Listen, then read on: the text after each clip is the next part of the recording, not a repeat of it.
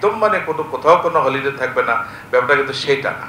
কথাটা বুঝছেন না? ওরকম না। ফাঁকিবাজদেরকে ধরে না, খেয়াল করেন, ধরে হচ্ছে কমপ্লায়েন্টদেরকে। ফাঁকিবাজদেরকে তো আমরা অবশ্যই ধরবো, অব্যাহতি থাকবে। যেটা মুশকিল যেটা হইলো, যেমন ধরেন অব্যাহতি আপনি যেটা বললেন যে কর্মসংস্থানের জন্য, তারপরে শুরুতে যাতে করে ব্যবসাটা দাঁড়াতে পারে সেই জন্য দেওয়া হয়, এটা হলো মূল লক্ষ্য। এটা একটা নির্দিষ্ট সময়ের জন্য দেওয়া হয়। কিন্তু আমাদের এখানে যেটা দেখা হচ্ছে, যেই মেয়াদ শেষ হয় আবার দেওয়া হয়, ওই মেয়াদ শেষ আবার দেওয়া হয়, মানে এটা ইতি পুনশ্চ এটা কখনো শেষ হয় না। সেইটা বন্ধ হবে, খেয়াল করেন। আমরা কিন্তু বলি নাই যে বাংলাদেশে কোনো নতুন ইন্ডাস্ট্রির জন্য ট্যাক্স হলিডে থাকবে না, সেটা কিন্তু বলি নাই। কিন্তু মুশকিলটা হলো ওই যে কন্টিনিউয়াসলি আপনি তো, আপনাকে যখন আমি 10 বছরের জন্য হলিডে দিলাম, তার মানে হলো 10 বছর আপনি দাঁড়াবেন, 11 বছর থেকে আপনি দেবেন। ওই ফিলোসফিটাকে আমরা ক্যারি করতে চাই। একদম মানে কোথাও কোনো হলিডে থাকবে না, ব্যাপারটা কিন্তু সেটা না। কথাটা বুঝছেন না? ওরকম না। আমরা যেটা বলতে চাচ্ছি, আর রিডিউস রেট যারা দীর্ঘদিন ধরে নিয়েছেন, একই কথা।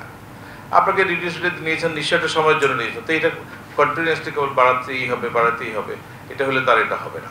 আর ওইটা যেটা বললেন যে আমাদের নেট অনেক বড় হয়েছে বা আমরা তো কোনো কিছু থেকে বাইরে নাই, আবার যেমন ওই ভাই যেটা বললেন যে 10% লোকও ভ্যাট দেয় না, বিশেষ করে রিটেল লেভেলে। আবার আপনি যে পার্সেন্টেজগুলো দিলেন, 1%-এর নিচে হবে, 0.001% হবে, যার কন্ট্রিবিউশন খুবই কম। জেনেক্সে শিফট করো, লাইফকে লিফট করো। তো তার তো কমই হবে। যেমন ধরেন আপনি একক সেক্টরের মধ্যে আমি টোবাকো থেকে প্রায় 40,000 কোটি টাকার ট্যাক্স পাই, তো এটা তো অন্য কোনো জায়গাতে পাবে না, কারণ এখানে তো আমি 83% নিয়ে নেই। এটা স্বাভাবিক, এটা তো তাই হবে।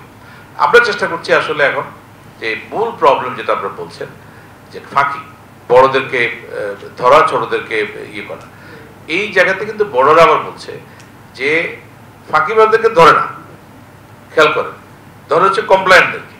কমপ্লায়েন্টরা বড়, তেমন বলছে আমি তো অলরেডি কমপ্লায়েন্ট এবং আমি তো দিতে টায়ার্ড হয়ে গেছে, আপনি আমাকে আর কত পেটাবেন, আমি তো আর হাঁটতে পারতেছি না। তো এই কারণে আসলে করতে হবে সবই, যে আপনার ফাঁকিবাজদেরকে তো আমরা অবশ্যই ধরবো, এট দ্য সেম টাইম যাদের মিনিমাম অল্প দেওয়ার সামর্থ্য আছে, তারা যদি না দেয়, তাহলে কিন্তু কমপ্লায়েন্ট ট্যাক্স পেয়ারদের তাদের যে দাবি যে আপনি যদি সবার কাছে যার সামর্থ্য অনুযায়ী ট্যাক্স না নেন, কেবলমাত্র আমাদের যাদের সামর্থ্য আছে, আমরা যারা দিচ্ছি, আমাদের উপরে বারবার চাপ দেন, বিশেষ করে ভ্যাটে এটা বেশি। আজকে সকালে আমি এটা বললাম, কেবল গ্রোথ, আমার তো গ্রোথের দরকার নাই। আমার দরকার হচ্ছে উনি যে পরিমাণ ভ্যাট জনগণ থেকে নিয়েছেন, ওই পরিমাণ ভ্যাট আমার পোষা করে আসবে। এটা গতবার চেয়ে বেশি হইতে পারে, কম হতে পারে, গতবার চেয়ে 100 টাইমস বেশি হতে পারে, কিন্তু ওনারা ওই যে 10%, 15%, 30% গ্রোথে খুশি। হ্যাঁ, এই যে কত হয়েছে, এই কমিশনার খুব ভালো, ওনার গ্রোথ 15%, একটা পার্সেন্টেজ দেখা যায়। তো এখন যিনি শুরু করলেন ছোট দিয়ে, মনে করেন একজনের ট্যাক্স হয় 1000 টাকা, সে দেয় 10 টাকা, তো সে যদি 11 টাকা দেয়, তার 10% গ্রোথ হয়ে যায়।